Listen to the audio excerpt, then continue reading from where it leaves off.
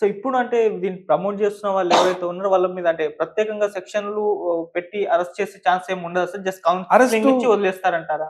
Arrest చేయవలసిన section కాదు. Case హ్మ్. నడుస్తది. హ్మ్. కేసు నడుస్తది. అంటే ముందస్తుగా అరెస్ట్ చేయవలసిన సెక్షన్‌లు కావవి. ఓకే. అంటే దీనిలో ఏమన్నా పెద్ద అఫెన్స్ అంటే వీళ్ళకు ఇప్పుడు ఈ యాప్స్ ఎవరైతే నడిపిస్తుండ్రో హ్మ్. వాళ్ళు ఏదన్నా అంటే శత్రు దేశాలకు సంబంధించిన వ్యక్తులు గాని, హ్మ్. లేకుంటే అదే విధంగా మన మన పెద్ద స్థాయిలో ఈడీ హ్మ్. ఈడీ సంబంధించిన అవును. అఫెన్స్ ఏదైనా మేడ్ ఔట్ అయితే, హ్మ్. అప్పుడు ఏ మేరకు వీళ్ళ మీద ఆ సెక్షన్స్ వర్తిస్తాయి అనే విషయాన్ని కూడా పోలీస్ వాళ్ళు చూస్తారు. హ్మ్. వీళ్ళని కూడా అంటే ఇప్పుడు డైరెక్ట్‌గా నేను ఆడిన నాకు నాకు రూ. 1000 పెడితే రూ. 1,00,000 వస్తుందంటే పూర్తి శాతం నువ్వు వాడు ఏది చెప్తే అది చెప్తున్నావు నువ్వు. హ్మ్. కాబట్టి నీకు ప్రత్యక్షంగా, పరోక్షంగా 2 విధాలుగా సంబంధం ఉంది. సంబంధం ఉన్నప్పుడు ఇప్పుడు పెట్టిన సెక్షన్‌లు మాత్రం హ్మ్. ఆహ్, 11 ఉన్నది. 11 అనేది organised crime May primary head of the offence అనేది అరెస్ట్ చేయవలసిందైతే దీనిలో అరెస్ట్ చేస్తాం. ఓకే. అయితే ప్రస్తుతం మాత్రం అరెస్ట్ చేసే సెక్షన్‌లు అయితే లేవు. హ్మ్. ఇక ముందు ఈడీ కూడా ఇన్వాల్వ్ అయింది కాబట్టి ఓకే. ఆహ్, 11 ఏమన్నా ఎస్టాబ్లిష్ అయితే అప్పుడు అరెస్ట్ చేస్తారు. ఓకే. నిన్న విచారణకు పిలిచారు. వాళ్ళు రాలేదు. కొంతమందొచ్చారు, కొంతమంది రాలేదు. విచారణకు రాకుంటే అరెస్ట్ చేసే అవకాశం ఏమన్నా ఉంటుందా సార్? ఉంటది. హ్మ్. ఉంటది. అంటే విచారణకు సరైన కారణాలు చూపెట్టకపోతే. ఓకే. విచారణకు రాకుంటే అరెస్ట్ చేయాలని ఏముండదు. హ్మ్. విచారణకు రాలేని రాలేకపోతే ఒక రాతపూర్వకంగా గాని, వాళ్ళ ప్రతినిధి గాని ఎవరిని పంపించి హ్మ్. సరైన కారణం చూపెట్టకపోతే, నేను గిటింగ్‌లున్నా అంటే అది కుదరదు. ఓకే. ఎందుకంటే నువ్వు ప్రజలను మభ్యపెడతావు. హ్మ్. ప్రజలను మోసం చేస్తావు. హ్మ్. మోసం చేసే విధంగా మోసపూరిత ఉద్దేశంతో నాకు నేను సెల్ ఫోన్ కొన్నా. సెల్ హ్మ్. ఫోన్ వలిగిపోయింది. సెల్ ఫోన్ వలిగిపోతే నేను రూ. 1000 పెట్టినా. రూ. 1000 పెడితే నాకు 1,00,000 వచ్చింది. 1,00,000తోని కొత్త సెల్ ఫోన్ కొనుక్కున్నా. ఇది కొనుక్కున్నా, కార్ కొనుక్కున్నా, వీరు కొనుక్కున్నా అని జూటా మాటలు చెప్పినవు.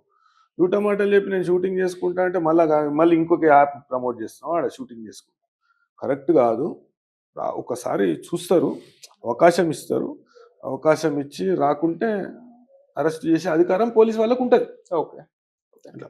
సార్ ఇప్పటి వరకైతే ఇన్‌ఫ్లుయెన్సర్స్ అండ్ యూట్యూబర్స్ వీళ్ళపైనే కేసులు నమోదయ్యాయి. అయితే వీళ్ళే కాకుండా చాలా మంది స్టార్ సెలబ్రిటీలు కూడా వీటిని ప్రమోట్ చేసిన వాళ్ళున్నారు. అంటే ఇప్పుడు 'రానా' గారి పేరు బయటకొచ్చింది. 'ప్రకాష్ రాజ్' గారు అండ్ 'మంచు లక్ష్మి' గారు వీళ్ళు ప్రమోట్ చేసిన వీడియోలు కూడా ఇప్పుడు సోషల్ మీడియాలో విపరీతంగా పోస్టులు పెట్టేసి వీళ్ళు కూడా చేశారు అని చెప్పేసి అంటున్నారు. సో ఈ వీళ్ళ పైన కూడా కేసులు పెట్టే అవకాశం ఏమన్నా ఉందంటారా సార్? ఇప్పుడు వాళ్ళు అతిథులు కాదు కదండి చట్టంకు. హ్మ్. చట్టానికి వాళ్ళు అతిథులు కాదు. హ్మ్. ఇప్పుడు 'రానా' గారు చేసినా, 'మంచు లక్ష్మి' గారు చేసినా, ఇంకెవరన్నా చేసినా అది హ్మ్.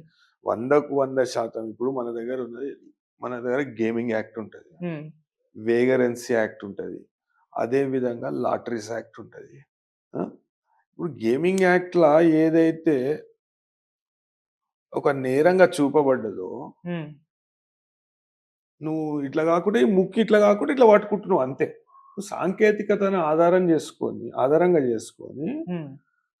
ఇప్పుడు ఫోన్ ద్వారా అందరికి ఆండ్రాయిడ్ ఫోన్ ద్వారా ఎక్కువ శాతం మందికి సాంకేతికత అనేది అందుబాటులో ఉంది. దాన్ని ఇంకా సరళీకృతం చేసుకుంటే ఎట్లా పడితే అట్లా అంటే ఇప్పుడు మన దగ్గర ఏమైతదంటే దానికి బానిస అయిపోతుండ్రు. హ్మ్. ఇప్పుడు ఇంట్లో చిన్న పిల్లలు ఉంటారు. నా బిడ్డ ఉంటది. దానికి ఫోన్ ఇయ్యకపోతే అది మొత్తం కీకలు పెడతది. ఒర్రుతదది. నేను అన్నం తిన అంటది. దాన్ని అప్పటి పూర్తికి దాన్ని సంజాయించనీకి దాన్ని జర ఉండు బిడ్డ ఇది తీసుకో అని ఒక 10 నిమిషాలు, 15 నిమిషాలు ఏంది మన పనులు చేసుకునే వరకు ఫోన్ ఇస్తాం. హ్మ్. అదే విధంగా ఇప్పుడు ఒక చిన్న పిల్లకు అర్థమయ్యే విధంగా యూజర్ ఫ్రెండ్లీ ఓకే. అనేది ఉన్నప్పుడు ఆహ్, ఆ సాంకేతికతను ఆధారంగా చేసుకొని కొన్ని గేమింగ్ యాప్స్ అనేటివి తయారు చేసింది. హ్మ్. ఆ గేమింగ్ యాప్స్‌ని వీళ్ళు ఇష్టం ఉన్నట్టు ప్రమోట్ చేస్తుర్రు. కాకుంటే సబ్జెక్ట్ అదే.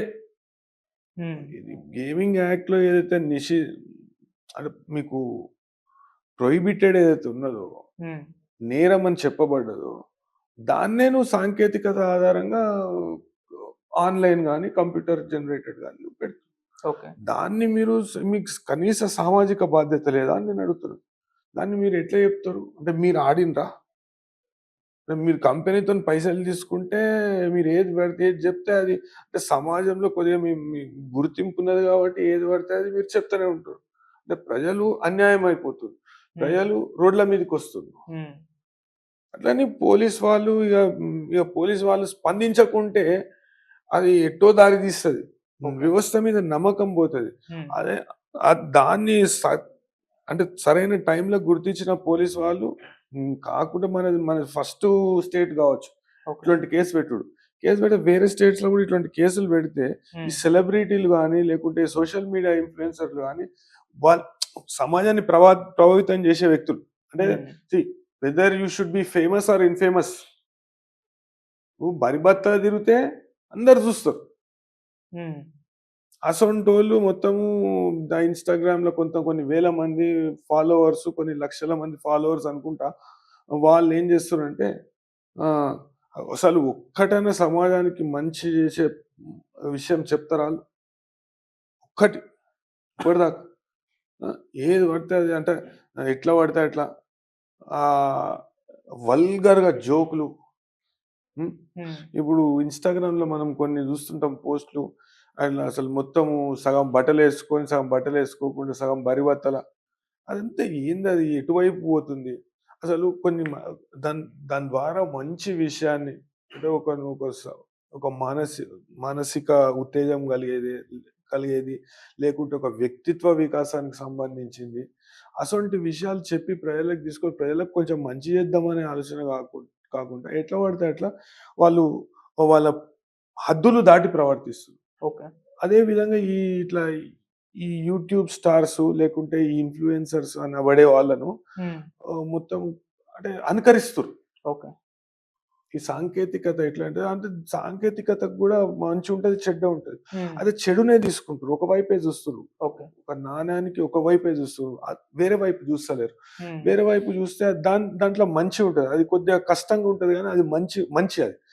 ఇది ఈజీగా అలవాటు చేసుకుంటది. ఒక వైట్ పేపర్ తీసుకొని వైట్ పేపర్ మీద ఒక ఒక బ్లాక్ ఇంక్‌తోని ఒక చిన్న చుక్క పెడతాం మనం. వచ్చినోళ్ళందరూ ఆ చుక్కనే చూస్తారు. అంటే ఆ నల్లదనాన్ని, ఆ నలుపుని చూస్తారు గానీ, ఆ తెలుపు ఒక 99% 99.9% తెల్లగున్నదని అనడు ఎవడు. నల్లగున్నది దాని మీద చుక్కున్నది అంటాడు. అయితే ఆ నెగటివిటీని తీసుకుంటుర్రు పబ్లిక్. అయితే పోలీస్ వాళ్ళు తీసుకున్న చర్యలు చాలా అభినందనీయము. ఇదే విధంగా వీనెంబట ఇప్పుడు ఈడీ గూడా ఇన్వాల్వ్ అయింది గాబట్టి, ఆర్థిక మోసాలు, ఆర్థిక నేరాలు గూడా పాల్పడుతుంది. సాంకేతికతను ఆధారంగా జేసుకొని ఓకే. ఆర్థిక నేరాలకు గూడా పాల్పడుతుంది. ఇప్పుడు రమ్మీ ఆడతారు. మన దగ్గర గేమింగ్ అనేది బెట్టింగ్ అనేది ఇప్పుడు రమ్మీ గేమ్ ఆఫ్ స్కిల్. మీరు ఆడుకోవచ్చు. కానీ దానిలో మీరు బెట్టింగ్ జేయగూడదు. ఓకే. రమ్మీ 3 కార్డ్స్ అనేది game of chance. Okay. Rummy అనేది సిండికేట్ అనేది గేమ్ ఆఫ్ స్కిల్. దానిలో పర్మ్యూటేషన్స్ ఉంటాయి, కాంబినేషన్స్ ఉంటాయి. ఇంకా అప్‌గ్రేడెడ్ వర్షన్ బ్రిడ్జ్ అని ఉంటది. ఓకే. ఈడ అడ్డమైన క్లబ్బులన్నీ తీసి పెట్టిర్రు. ఇంతకుముందు 2015లో కేసీఆర్ గారు బంద్ చేపిచ్చిర్రు. 2015 16 కంట్రీ క్లబ్ మీదకెళ్ళి దుంకి ఒకాయన ఆత్మహత్య చేసుకుండు. అదేవిధంగా ఎంతో మంది పుసల్ తాడ్లు గిరిపెట్టుకొని అదే గ్యాస్ సిలిండర్ల కాడికెళ్ళి అమ్ముకొని పోయొచ్చి పత్తలాడే పరిస్థితి, సంస్కృతి ఉండే. గది పోయి తీసుకపోయి అవతల పోయి రాయచూరులోనో, బీచూరులోనో పెట్టుకుంటుర్రు. అయితే ఇప్పుడు అప్పట్లో అదొక వ్యసనం ఉంటుండే. దానికంటే పెద్ద వ్యసనం అయిపోయింది. ఓకే. ఇప్పుడు ఆడు చూసుకుంటే ఎవడిస్తాడండి? ఎట్లిస్తాడు? ఎవడిస్తాడు? ఎందుకిస్తాడు? ఈళ్ళు చూడొచ్చిర్రా? ఈళ్ళు ఇన్‌ఫ్లుయెన్సర్స్ గాని, ఎవళ్ళు గాని చెప్తుర్రు గాని చెప్తాను. ఇది మన 1000 పెడితే 10,00,000 వస్తాయి, రూ. 1,00,000 వస్తాయి, 50,000 వస్తాయి. ఇవి అని చెప్పుకుంటే ఇది చేస్తుర్రు గాని, ఎవడిస్తాడు? ఎందుకిస్తాడు? ఇప్పుడు ఈ ఆన్‌లైన్ గేమ్స్‌లో పైసలు పొడగొట్టుకున్నోళ్ళు కొన్ని వేల మందున్నారు. ఇప్పుడు సైబర్ క్రైము పోలీస్ స్టేషన్‌లు ప్రతి 3 కమిషనరేట్‌ల పరిధిలో సైబర్ క్రైమ్ పోలీస్ స్టేషన్‌లు పెట్టవలసొచ్చింది. అదే విధంగా కొన్ని వందల కొద్దీ కంప్లెయింట్‌లొస్తున్నాయి సైబర్ క్రైమ్ పోలీస్ స్టేషన్‌లకు. అయితే ఎందుకు ఇట్లా సైబర్ క్రైమ్ అనేది ఎందుకు పెరుగుతుంది? సాంకేతిక నేరాలు ఎందుకు ఎక్కువైతున్నాయి? సరైన నియంత్రణ లేకపోవడం. అంటే పోలీస్ శాఖలో కూడా కొద్దిగా సమన్వయం లోపం.